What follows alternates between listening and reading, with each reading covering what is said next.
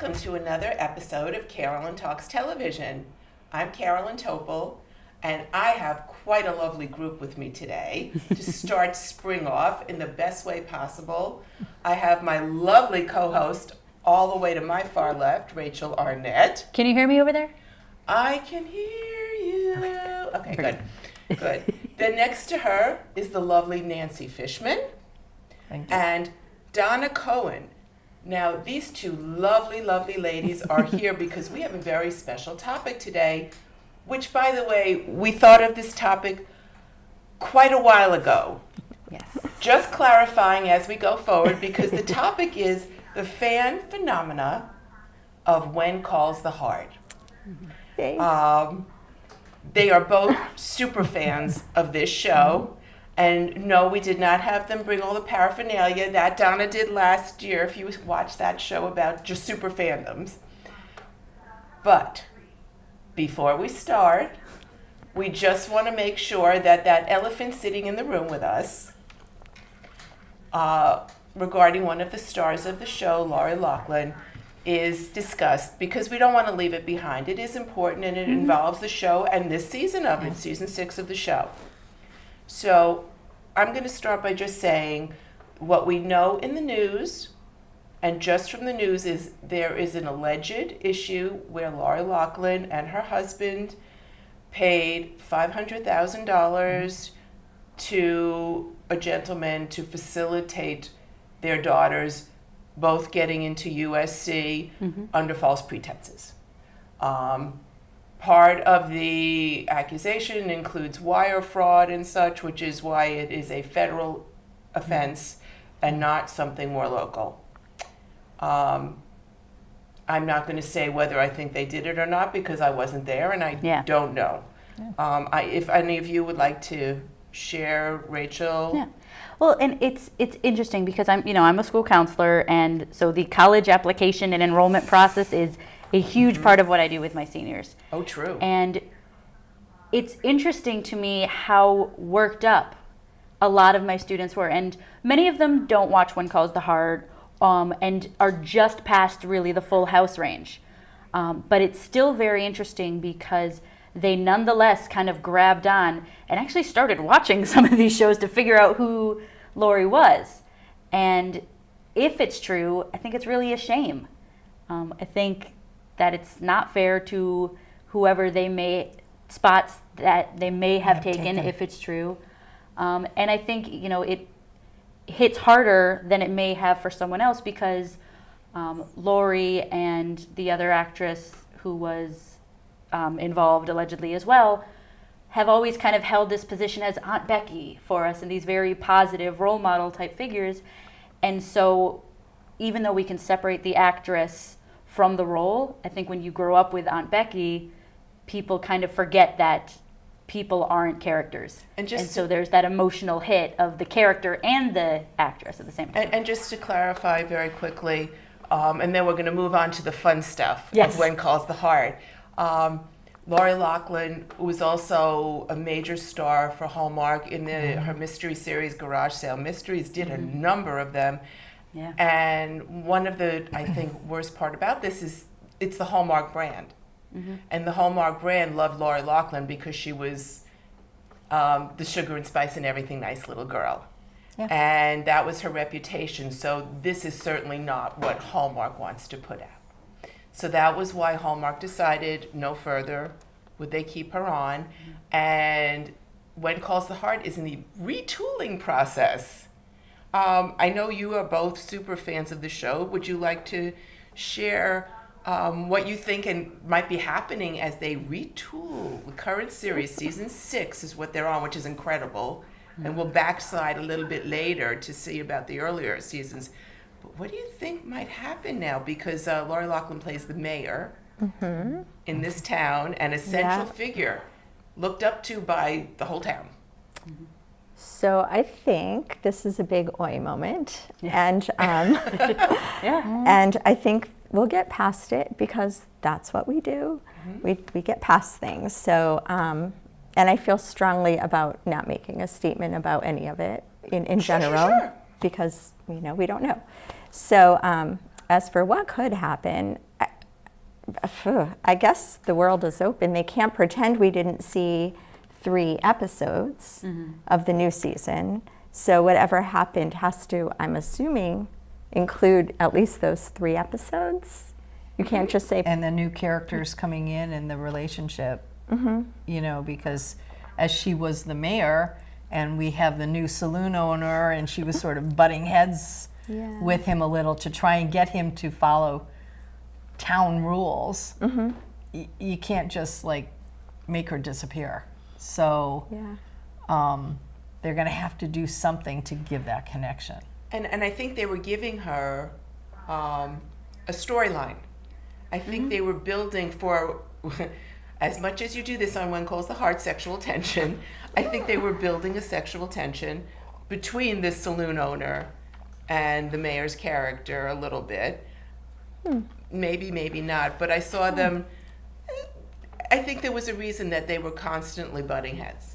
That's interesting. I didn't feel that. Yeah, I didn't get that either. I thought. I think that's a you issue, Carolyn. Well, I was thinking I really more. wanted to see sexual tension. Well, no, I think there was some sexual tension, but I don't think it was necessarily with the new saloon owner. I think it was more, and I'm terrible with names, but Henry?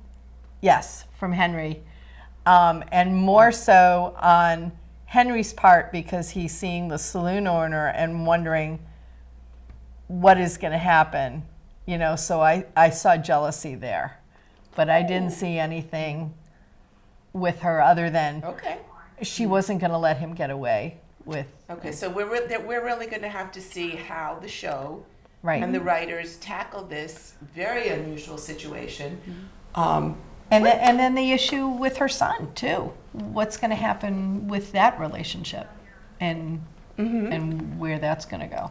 Well, I think, you know, shows unfortunately have dealt with circumstances like this in the past, whether it be some kind of scandal, but also unfortunately people have passed away during filming.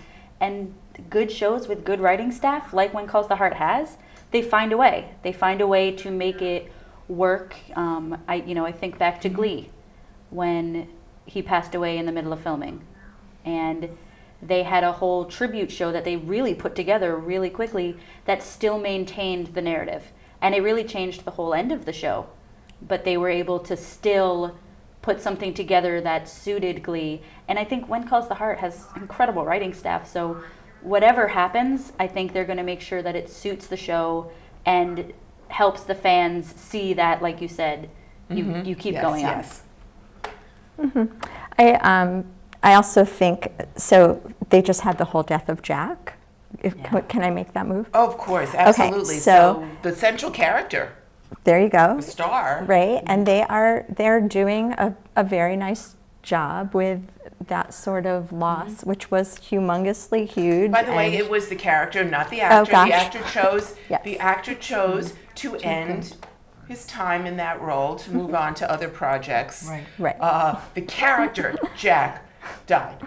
Okay. Yeah, sorry. Okay, that's So- okay. I just want to make sure everybody's aware. Like someone's going to say, no, Right, no, it was the character. Okay. And that was messy. It was definitely messy. People were upset. People were okay. People were. My Twitter it feed was looked just- insane. Every time I clicked on Hardee's, it was like, they're exploding. They're all having heart attacks. There was some The very- emergency room's ready.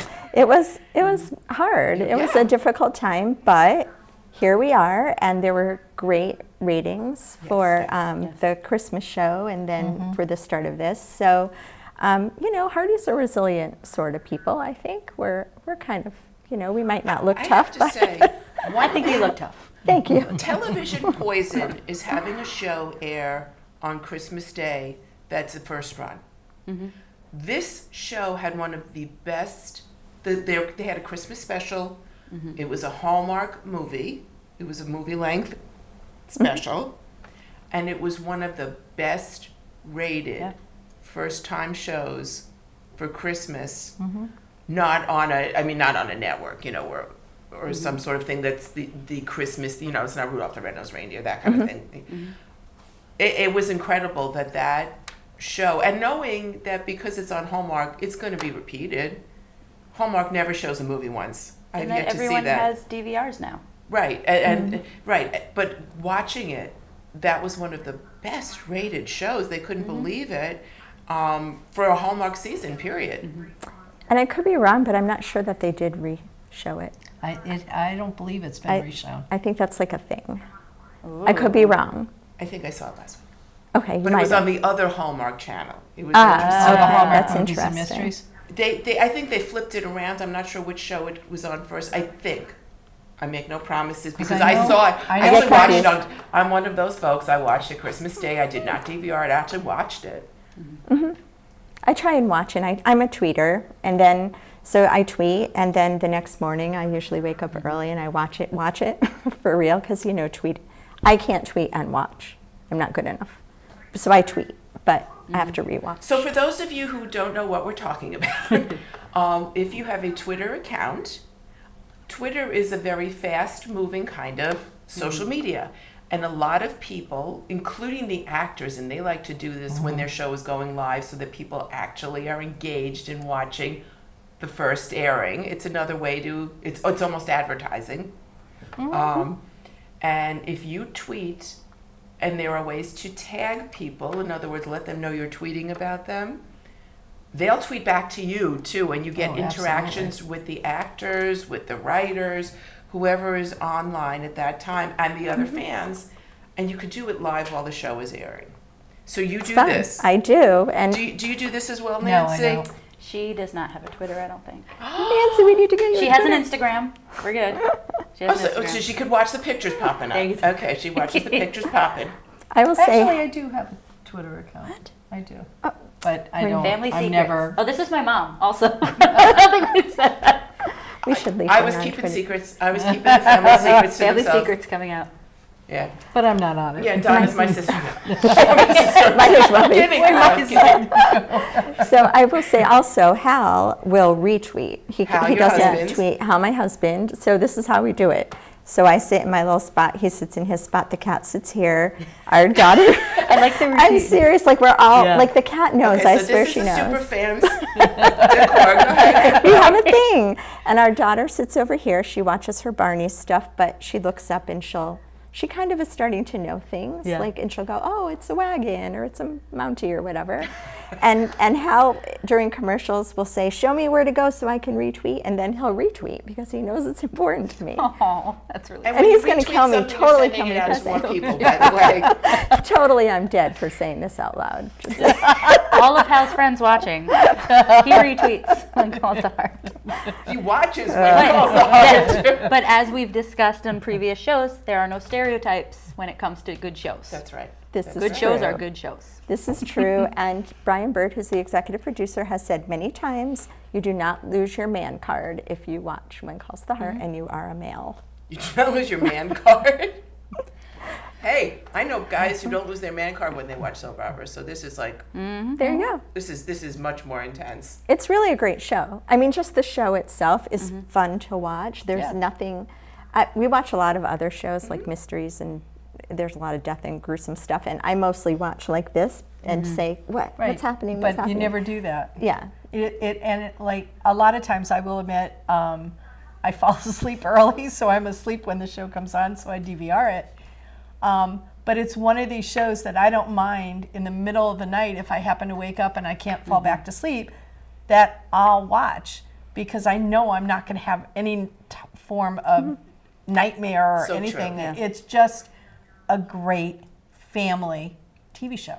It took me a while, I admit, to try the show. I kept thinking, oh my God, it's Little House on the Prairie, take two. Because Michael Landon, son, was an originator.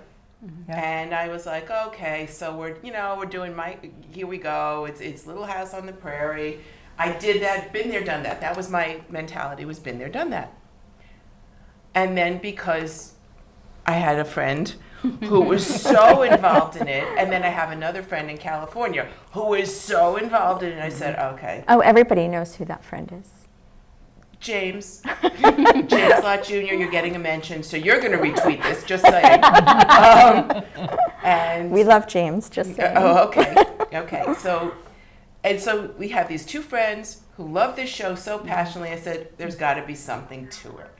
And that was what said, all right, let me just go back and see if I've been missing any. I was a total skeptic. And I'm watching, I'm thinking, See? And you know what? I felt good at the end of every episode. And if it was not good, I felt, I felt emotion. Right. I didn't feel, oh my God, what time is it? Is this over yet? No, that never happened. That never happened. It's like, I love Game of Thrones, but you watch Game of Thrones and the whole time your body is tensed up because you're just waiting for something terrible to happen. And even when there's a crisis of some kind on When Calls the Heart, you have this kind of peace of knowing that, generally speaking, it's going to be fine. And if it's not fine, it will be fine. There's this continued... If it's not this episode, it'll be another 3 episodes episode. later. There's this continued presence of the idea of perseverance and keeping going and not giving up. And I think the show itself demonstrates that, as well as the episodes. And I think one of the reasons I actually like it, for getting involved in it, is it actually does have some conflict. And there are conflicts that, while this is a show that is a period piece, there's no question about it, of course. I think it's the 1920s, I believe, that kind of time frame. Maybe I get lost in that, but we're probably it's there. the advent. It could even be earlier. It could be even No, I late. think we're roaming in the 20s. Okay. Or even earlier, I think, because of the costuming that I see there. But whatever it is, that there's a conflict that comes up, and it's not always a fluffy conflict. Sometimes it's not so nice. And the topics are things that, if you're thinking about 2019, I can see applying it. When you're talking about someone who is challenged having children, when you're having fertility issues, that's not something that suddenly stopped and got corrected permanently in the 1940s or something. This is something that parents who wish to be parents can talk about now. So you're talking about Rosemary and Lee, this most recent thing. Oh, it just made me It hit my heart incredibly. I think that, so they haven't said that yet though, right? No. This is such an interesting thing. So now there's been talk of like, well, what was that all about? But you could see there was some emotional, painful, something happening for Rosemary. And when she saw Lee with baby Jack, who that's a big new happening, is Jack, the character who died. When he died, he didn't know, but Elizabeth was pregnant, and so now there's baby Jack, who's so darn cute. Oh my goodness. So anyway, Lee's sort of looking at the baby, and then she's sort of sighing, and yeah, I think that's where they might be going. I don't know though. Okay, as far as I'm concerned, in watching television, which unfortunately I'm invested in quite a bit of the hours of the day. Fortunately. Fortunately, oh yeah. It's fortunate. My dishes, it's tomorrow. Laundry, next Tuesday. But television is important, of course. To me, that moment and that scene was one of the biggest anvils I've ever seen drop on television. See, and I didn't take it that way. Really? I did not think that was it. I looked at it as if she was all of a sudden realizing that, because she's been so invested her whole life in her profession as an actress and as a singer, and then found this guy who absolutely loves her to death, and they have a great life together, but she still is always bringing up her profession, even with this new saloon keeper that she was hoping she'd get. They had been talking, if Lee was going to buy this saloon, that they'd put a stage so she could perform. Right. All of a sudden now she doesn't have that option, because the saloon keeper said he's hired other help and other entertainment to come in. So maybe she's like... Now she's looking at it going and sort of reevaluating her life and saying,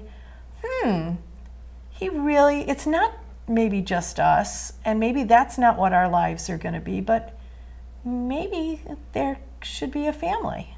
Well, that now, would be now I'm nice. really looking forward to the retooling because Yeah. that's Me an too. interesting viewpoint. I like that too. Well, You know- also, when you mentioned children to her, she talks about like sticky children, like ooh Yeah. children. Right. Like, So so she maybe it hadn't- was something she never saw in the cards. Right. But So- seeing him is that like conflict, which does, again, whether it's fertility issues or that conflict in a relationship of people who said they didn't want kids, and then Kids. one realizes he actually kind of does want kids, and what conflict arises in a relationship because of that, which again is a very realistic contemporary issue. And I was going to say that comes up a lot because people make choices Yeah. not to have children.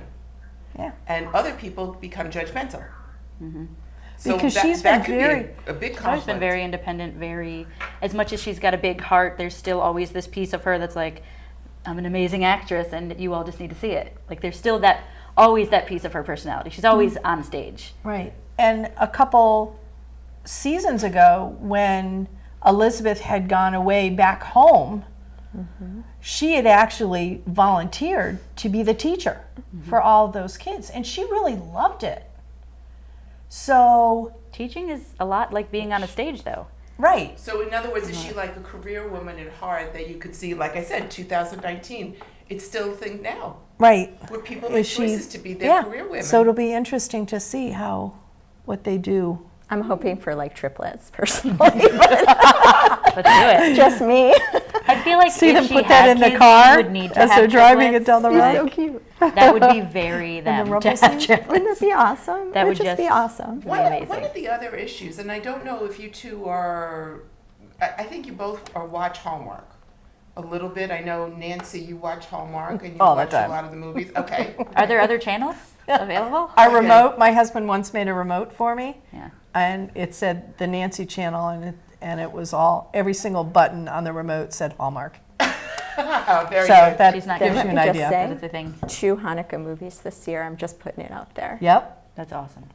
Okay. Hallmark is doing 2 Hanukkah Two movies. Hanukkah movies for Hallmark. And I I'm just believe one of tossing them it out are there. one of them is going to be filmed in Connecticut again.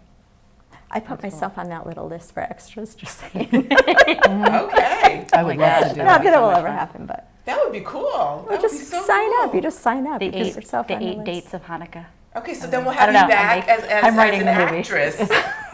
You probably just gave them ideas. But one of the things that I've Trademark. noticed also, hard not to notice, as we talk about that it's Hallmark, is that the Hallmark channel does seem to utilize their talent in a variety of ways. One of the things that's fascinating is if you've ever watched a Hallmark episode of anything, any of their Hallmark movies, the Christmas movies, their mystery movies, and then you turn on When Calls the Heart, you're going to smile because you're going to recognize half the cast. Right. Just saying. Yeah, they Because use that them was- in it's a the, very in the jumps small- and the commercials in between. Absolutely. And for those of you who don't know, Hallmark generally does their filming in Vancouver. Right.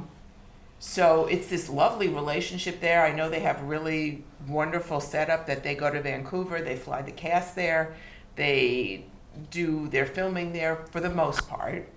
I'm sure there are local sites too if anything needs to be redone, but you see a lot of the same actors that you see on the other Hallmark movies and shows. And it's kind of this nice, familiar feeling. And even when I saw Feels that, like because remember, family. I'm the person who binged this entire series Good job. in a few months. But when I saw that, I was still able to put the characters in front of me, and I wasn't saying, "Oh, that's so and so who was in such and such a movie." I noticed they for a embody minute. the characters Yes. really well, and I think the costuming certainly helps with that. But it's also just that, you know, I've seen so many Hallmark movies at this point, and I've seen so many of these actors and actresses in different shows, and yet they still manage to really embody whatever. There's a reason why they hire them for everything. I believe every single character in every different movie in every episode of One Calls the Heart. Like, they just are that good. Even though I've seen them in 10 other things, Right. in that show, I'm never, like you said, thinking, oh, that's the guy from this. Like, I might recognize him, but that's And that's the last Jack, time. yeah. And I think that's really says a lot about the quality of both the writing and the acting. it's no surprise that you both are fans of the show. It really isn't, because it's so engaging. And when you said your fun. husband Hal watches it, I didn't think to my mind, oh, he's watching a chick show, because I never saw it as that, because there's a lot of powerful male characters in this. Yeah, I mean, absolutely. there's the law enforcement, and they're going after, crooks, and they're keeping, they're angry, and there's a lot of who's the alpha male kind of activity sometimes in that town too. It's not all about, sweetness and people are sitting doing quilting bees, which was my silly fantasy of what it was before I watched it. Is, like I said, I was envisioning truly Little House on the Prairie meets the Waltons, and somewhere in the middle you got When Calls the Heart, and I was wrong. I was wrong. Yeah, okay. Welcome to the light side. So now you all need to come to a New England gathering, which there's one in May, just saying, and meet some people, because they're very, everybody's very normal and sane, I promise. And by the way, if you cannot see this fabulous shirt that Donna is wearing, it says, "My heart belongs to When Calls the Heart." And you can't get up, but on the back it says, New England Hearty. Yes. Okay, and it's not the Heart Association, folks. This is When Calls the Heart team, and it's adorable. I mean, It's fun. I've gone to fan events of other shows. I would go. Okay, I'm going to remember this. So the other thing is that if you taking names, folks. I am taking names. If you Okay. go on the page, so there's the main page, but then there's all these other things you can do. So there's like a prayer page. There's a pen pal page. So I get mail all the time, and I send So mail I'm all going the to time. say we got to get on Facebook. We got to Yes, get on Twitter. you do. And I want to thank Donna Cohen, Nancy Fichman, and of course my lovely co-host. Hello again. Way down there, Rachel Arnett. And I'm Carolyn Topol again for Carolyn Talks Television. And next month we're going to have some big surprises for you from the crew from this channel. So have a great month, everybody.